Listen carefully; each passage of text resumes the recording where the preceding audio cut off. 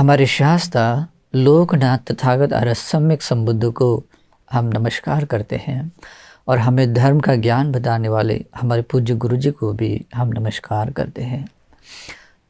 श्रद्धावंत उपासकों, अब मैं इस थोड़े से समय में तथागत द्वारा उपदिष्ट सद्धर्म में से कुछ बातें बताने वाला हूँ। भगवान बुद्ध ने इस संसार में सर्वोत्तम श्रेष्ठ निब्बान सुख के बारे में बताया है। भगवान ने दिव्य लोक के दिव्य सुख के बारे में भी बताया है। भगवान बुद्ध ने इस मनुष्य लोक के मानवीय सुख के बारे में भी बताया है। इन सभी सुखों के बारे में बताते हुए भगवान ने कहा, इन सभी सुखों का आधार हमारे द्वारा किए गए पुण्य कर्म है, कुशल कर्म है। हम जो कुछ भी हमारे काया वाचा या मन से जो कुशल कर्म करते हैं, पुण्य करते हैं, तो वह पुण्य कर्म हमारे सुख का आधार है। हम सभी लोग सुख की कामना करने वाले हैं। अगर हम सुख चाहते हैं, अगर हमें सुख प्रिय है, तो हमें करना चाहिए पुण्य कर्म, कुशल कर्म। हमें सुख किसी के सामने हाथ फैलाने से नहीं मिलता या किसी का या बार बार याचना करने से भी नहीं मिलता। हमारे द्वारा ही किए गए कुशल कर्म से, पुण्य कर्म से ही सुख मिलता है। इसलिए भगवान बुद्ध कहते हैं, ये सुख उत्पन्न होने के लिए जो मूल कारण बनता है वो हमारा मन है, हमारी चेतना है। तो उसी के अनुसार भगवान एक धम्मपद की गाथा में उपदेश करते हैं, मनोपुबंगमा धम्मा। ये जो कुछ भी धर्म उत्पन्न होता है तो वह उत्पन्न होने के लिए मन अगुआ है, प्रारंभिक है। और मनोसेठा, मन ही श्रेष्ठ है। उसमें ये बात उत्पन्न होने में मन श्रेष्ठ है, प्रधान है। मनोमया, वो बात मनोमय है, जो कुछ भी उत्पन्न हो। मनसाचे प्रसन्नेन, कोई व्यक्ति आपने मन को प्रसन्न यानी निर्मल, यानी लोभ द्वेष मोह विरहित जो चित्त होता है, मन है, उसी को प्रसन्न कहते हैं। मनसाचे प्रसन्नेन भासति वा करोति वा, कोई व्यक्ति अपनी वाणी से कोई बोलता है, तो जब हमारा मन प्रसन्न होता है, लोभ रहित द्वेष मोह से बिना जब हम कुछ वाणी से कुछ बोलते हैं तो वो सुभाषित ही बोलते हैं, सत्य ही बोलते हैं।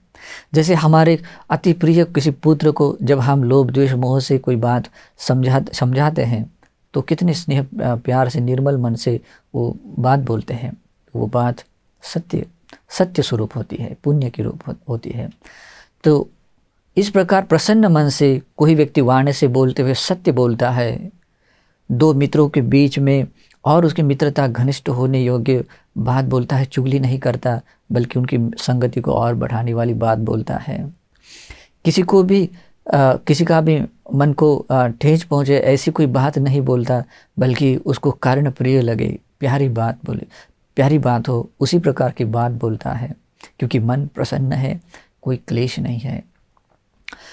इस प्रसन्न मन से ही व्यक्ति निरर्थक बात नहीं बोलता। जब कभी बोलता है थोड़े उसका भला हो, उसका मंगल हो, उसी भाव से वो बोलता है, तो वो क्या बनता है? वाणी का कुशल कर्म बनता है, पुण्य कर्म बनता है। ये 4 प्रकार का वाणी का कुशल कर्म करता है।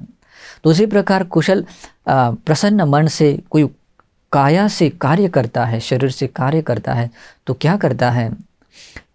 जीव हिंसा नहीं करता, सभी प्राणियों के प्रति दया करुणा अनुकंपा रखता है। मन में किसी प्रकार का लोभ नहीं, द्वेष नहीं, मोह नहीं है।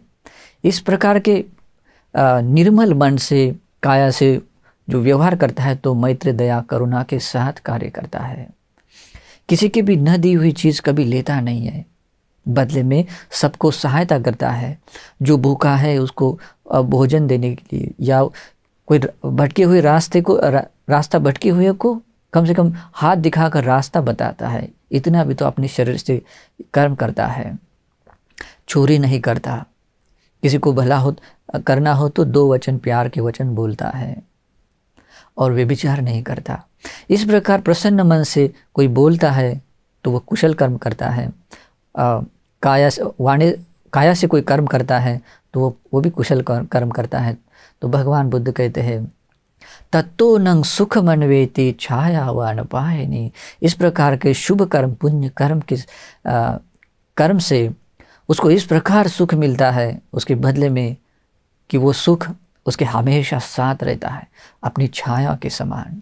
जैसे अपनी छाया हम जहाँ जाते हैं वो हमारे साथ रहती है, हमारा साथ ही अनुगमन करती है, वो कभी भी हमारा साथ छोड़ती नहीं है। तो उस प्रकार हमारे द्वारा किए हुए पुण्य कर्म से हमारे छाँव की तरह सदा हमारे साथ सुख रहता है, शांति रहती है। तो इसीलिए भी उपासकों, अगर आपको सुख प्रिय है, सुख की कामना करते हैं, तो प्रसन्न मन से कुशल कर्म करे, पुण्य कर्म करे। सभी कुशल कर्म और पुण्य कर्म का आधार सभी पुण्य कर्म का अधिवचन ही सुख है, शांति है।